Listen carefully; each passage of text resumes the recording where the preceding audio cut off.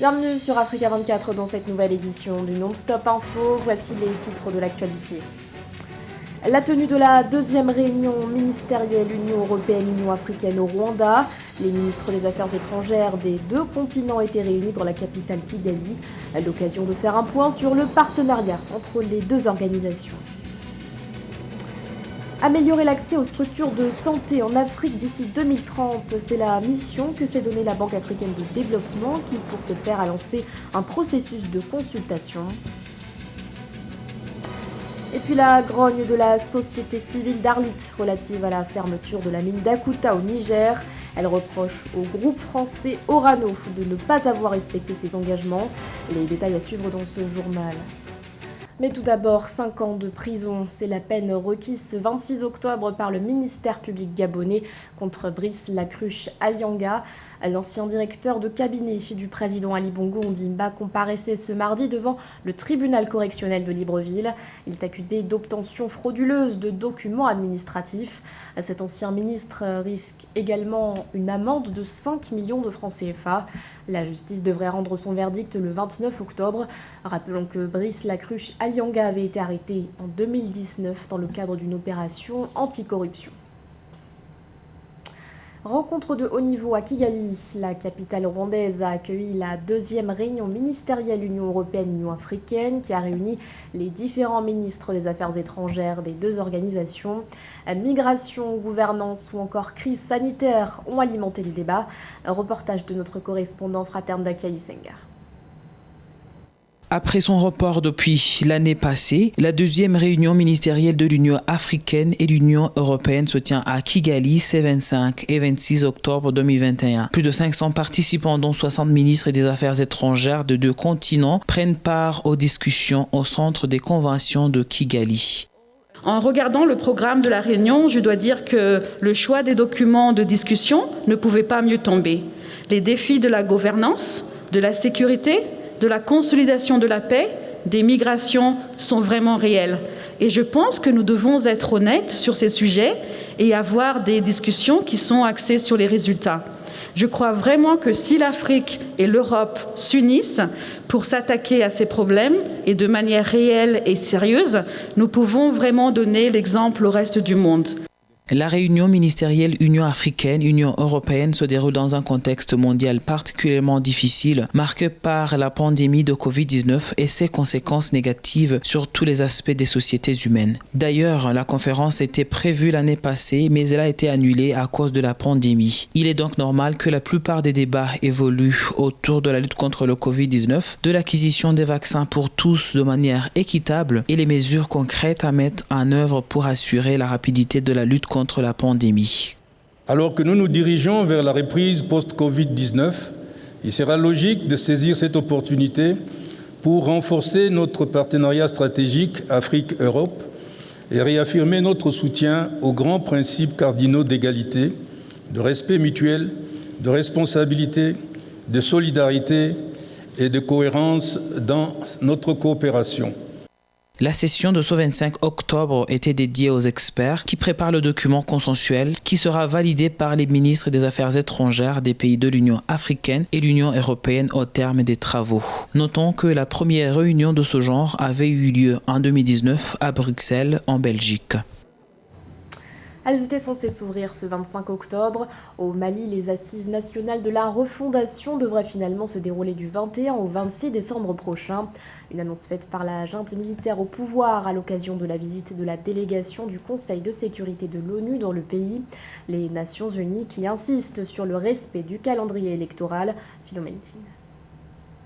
Le vœu d'organiser des assises nationales avant de fixer la date des élections présidentielles et législatives, prévues initialement le 27 février 2022, émis par les autorités de la transition malienne face à la mission onusienne en visite dans le pays les 23 et 24 octobre dernier, porte à croire que la durée de la transition sera éventuellement prolongée au Mali. C'est du moins l'avis de certains observateurs. Selon le gouvernement de transition, les élections doivent se tenir sur la base de conclusions des assises nationales de la refondation. Les autorités maliennes que nous avons rencontrées nous ont parlé des assises nationales de la refondation comme une sorte de préalable aux élections. Le chronogramme indique que ces assises pourraient prendre fin vers décembre et c'est à l'issue de ce processus qu'un calendrier sera établi et soumis aux Maliens ainsi qu'à la communauté internationale. Les assises nationales au Mali ont pour principal enjeu la refonte de l'État pour endiguer les maux qui minent le pouvoir public, à savoir la fraude électorale, la corruption généralisée, la délinquance de l'armée. En outre, selon le gouvernement de transition, les documents issus des différentes assises vont servir de matière première pour mettre de l'ordre au Mali, pays où la sécurité occupe naturellement l'ordre des priorités les plus élevées. On va faire une prolongation de la transition, mais dans quel format? Voici la question. On pense que même si on a prolongé, il faut avoir des garde-fous, il faut avoir une implication de l'ensemble des acteurs de la société politique, il faut avoir un accord avec la communauté internationale. Mais cette semaine, c'est décisif parce que la CEDEAO nous avait donné un délai de fournir un calendrier électoral. Le 31 octobre, c'est le délai. Mais ce que nous avons remarqué ces derniers temps, c'est la volonté manifeste du président de la transition de mobiliser l'ensemble des acteurs pour qu'on puisse avoir un consensus autour de ces assises-là. L'objectif décliné par la junte malienne est également de travailler à créer un minimum de conditions de sécurité pour permettre à une large frange de la population d'aller aux élections. Elle a entre autres évoqué à cet effet l'appui de ses partenaires parmi lesquels la Fédération de Russie avec laquelle le Mali a signé des accords depuis les années 1960. Dans l'actualité également, l'arrestation d'un bon nombre de candidats à l'émigration clandestine au Maroc. Dans les détails, ils sont 262 à avoir été arrêtés dans la province de l'Ayoun la semaine dernière. Ils tentaient de rejoindre les îles Canaries notamment, mais aussi les côtes espagnoles. Ces opérations conduites par les services de sécurité chargés d'enquêter sur des réseaux de traite des êtres humains ont aussi été marquées par la saisie d'une somme d'argent conséquente. À l'heure où la pandémie de coronavirus a révélé la fragilité des systèmes de santé en Afrique, la Banque africaine de développement entend changer la donne. L'institution a lancé un processus de consultation qui a réuni notamment les différents ministres de la Santé du continent. Le but, parvenir à une stratégie qui permettra d'ici 2030 d'améliorer l'accès aux structures de santé en Afrique. Roberto Bogbe. Bonne santé et bien-être. Voici l'intitulé qui sous-tend la stratégie qui vise à améliorer l'accès aux services de santé en Afrique d'ici à 2030. Un service de santé insuffisant que le Covid-19 a affecté davantage, mettant en évidence ses lacunes. Les infrastructures sanitaires sont inégalement reparties et souvent de mauvaise qualité. Seule la moitié des établissements de soins de santé primaire en Afrique subsaharienne ont accès à l'eau potable et à des installations sanitaires adéquates. Ces consultations sont essentielles pour garantir la mise en œuvre d'une stratégie efficiente, efficace et durable. La pandémie de Covid-19 et son impact sur les vies et les moyens de subsistance justifient fortement les investissements renouvelés du groupe de la Banque africaine de développement dans les infrastructures de santé de l'Afrique et les efforts visant à renforcer la résilience de ces systèmes de santé. Les domaines d'intervention privilégiés de cette stratégie sont les infrastructures de soins de santé primaire pour les populations mal desservies avec des investissements dans les infrastructures de soutien afin de garantir que les installations sont reliées aux services d'eau et d'assainissement, l'énergie entre autres, y compris les collaborations publiques-privées. Les innovations en termes de technologie seront mises à contribution dans la prestation des services de santé. Pour que cette initiative soit véritablement bénéfique pour les pays africains qui sont les membres de la Banque africaine de développement, il faudrait que les réflexions qui seront menées soient des réflexions qui cadrent exactement avec les problèmes que vivent les pays. Parce que nous avons une expérience de plusieurs décennies aujourd'hui de beaucoup de projets, de beaucoup d'initiatives qui ont été faites dans le cadre de la santé en Afrique, mais qui n'ont pas porté justement des fruits à cause de ce manque de réflexion adaptée à la question. La stratégie visant à améliorer l'accès aux services de santé en Afrique d'ici à 2030 a été élaborée en conformité avec l'objectif de développement durable numéro 3 des Nations Unies et l'agenda 2063 de l'Union africaine. Les parties prenantes invitées ont jusqu'au 5 novembre prochain pour prendre part au processus de consultation sur la stratégie du groupe de la Banque pour les infrastructures sanitaires de qualité en Afrique. Au Niger, la société civile d'Arlit hausse le ton contre la compagnie minière d'Akuta. Dans une déclaration adressée à son directeur général, Moussa Souley, elle est revenue sur la fermeture de la mine d'Akuta dont les ressources en uranium ont été épuisées. Alors qu'un plan social a été acté par la compagnie, la société civile estime que les préoccupations des populations n'ont toujours pas été prises en compte. Roberto Bogbe. Quelques mois après avoir rédigé une lettre ouverte au chef de l'État nigérien, c'est un retour à la charge de la coordination de la société civile d'Arlit. Cette fois-ci, elle a décidé de mettre la pression sur les autorités et le Parlement sur la fermeture de la mine d'uranium d'Akuta survenue fin mars 2021. Pointé du doigt, le groupe français Orano, accusé de léser les populations environnantes. Donc, en fait, Areva abandonne la population dans les désarrois. Bien sûr, nous disons que nous sommes en deuil au niveau d'Arlit. Et je faisais allusion, en fait, souvent au terme des Maliens. Les premiers ministres maliens, si vous voulez, Areva nous a abandonnés en plein vol, quoi. C'est-à-dire aujourd'hui que la pollution est là, donc elle est suffisamment entassée, elle est suffisamment durable. Et Areva s'en va sans aucun minimum de respect de cette population qui va vivre ici après. C'est-à-dire en prenant un dispositif réglementaire par rapport au sarcophage et puis bien sûr à la fermeture de la mine et puis bien sûr l'accompagnement social. La coordination alerte également sur une spoliation des travailleurs indirects de la compagnie minière d'Akuta. Elle demande une meilleure transparence dans la conduite du plan de réaménagement et le respect de la responsabilité financière de chaque partie, souhaitant aussi que la mine soit réouverte pour tenter d'en retirer les engins et autres matériels enfouis dans une logique d'assainissement et de valorisation. Nous souhaitons ressortir les engins qui sont dedans. C'est des engins qui ont des valeurs de milliards.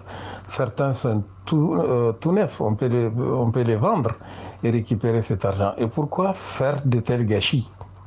Nous ne comprenons pas cela. Et alors que même si la raison qu'ils veulent utiliser, c'est la contamination se détermine par ce que nous appelons la réglementation. C'est-à-dire on fait des mesures pour voir si telle chose ou telle est contaminée ou pas. C'est pourquoi aujourd'hui, on n'est pas d'accord qu'ils y aient enterré ces engins au fond de la mine. Pour rappel, suite à cette fermeture, la compagnie minière d'Akuta a mis en place un plan de réaménagement du site dont le budget est d'environ 95 milliards de francs CFA. La coordination de la société civile d'Arlit suit avec intérêt l'évolution des opérations du réaménagement du site. En cas de non-action, elle entend engager des protestations. En 2020, il a tué environ 685 000 femmes dans le monde. Le cancer du sein est la première cause de mortalité par cancer chez les femmes selon l'Organisation mondiale de la santé. En Afrique, ce taux de mortalité est l'un des plus élevés. Pour pallier ce problème, l'ONG Ecomédia en Côte d'Ivoire encourage les femmes à se faire dépister le plus tôt possible. Reportage de notre correspondant Ange Bijou-Domenio. Le cancer du sein se guérit. C'est le message porté par l'ONG Ecomédia sur tout le territoire ivoirien. L'objectif est de sensibiliser les femmes à se faire dépister tôt. Car plus vite elle est détectée, plus vite on peut guérir de cette maladie. En Côte d'Ivoire, l'OMS dénombre à plus de 1000 le nombre de femmes qui meurent du cancer du sein. Et le manque de communication constitue un véritable obstacle dans la lutte contre cette maladie. En mettant en place les journées de mobilisation des médias contre le cancer du sein, l'ONG Ecomédia espère ainsi l'éradiquer.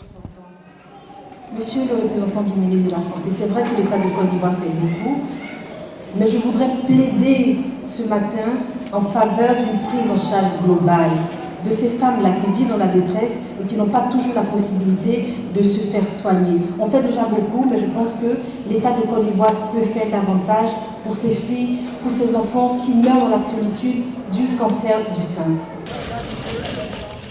Après les discours, place à la pratique. Les descentes sur le terrain permettent de constater l'efficacité de la communication sur l'engagement des femmes à très tôt se faire dépister. La période des règles, quelques jours après, quand ça va baisser, quand ça vous fera plus mal, vous touchez le sein, d'accord? Ou bien allez-y voir le gynécologue, il pourra vous aider. C'est bon? Voilà. C'est bon, mesdames? Tout l'intérêt de cette campagne-là repose sur le geste de générosité que nous comptons porter à ces femmes-là. C'est-à-dire, quand elles sont dépistées, ça va créer forcément un besoin. Qu'est-ce qu'on fait d'elles après? Donc pour toutes ces femmes-là qui seront diagnostiquées, nous, ONG, nous prenons l'engagement de leur venir en aide, c'est-à-dire de participer à leur prise en charge médicale. D'autres centres communautaires ont également bénéficié des programmes de dépistage, avec le même message d'espoir porté. C'est mieux de venir et de connaître ce qu'on a dans le corps que de rester à la maison. C'est ce qui m'a poussé aujourd'hui de venir avec ma fille, ma cadette, pour venir se faire dépister. Le message que je voulais lancer, c'est dire à mes sœurs que le cancer de sein tue. Tuons le cancer de sein en nous faisant dépister. La Côte d'Ivoire a beaucoup avancé dans la lutte contre le cancer du sein. Depuis 2017, il est possible de se faire soigner du cancer avancé suite à l'établissement d'un centre de radiothérapie. À l'instar d'autres organisations, l'ONG Ecomédia, classée parmi les pionniers de la sensibilisation contre cette maladie, s'en réjouit. Vous avez compris.